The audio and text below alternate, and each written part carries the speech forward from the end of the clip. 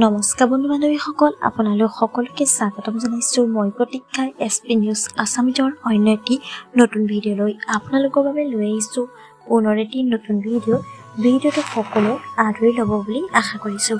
আহকচোন আজি ভিডিঅ'টোলৈ আগবাঢ়োঁ।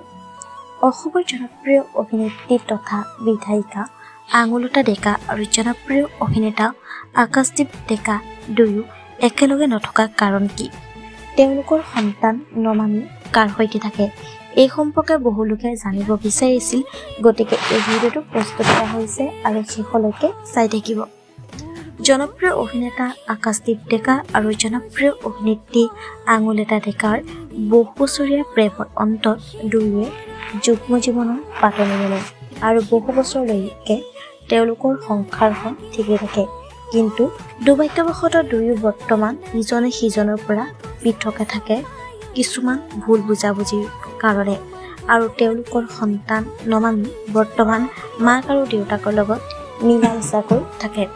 এইদৰে জনপ্ৰিয় অভিনেত্ৰী আঙুলতা ডেকা আৰু আকাশদ্বীপ ডেকাই এটি সাক্ষাৎকাৰৰ মাজত জনায়। বন্ধু বান্ধৱীসকল, আজিলৈ ভিডিঅ'টো আছিল ইমানখিনিয়ে।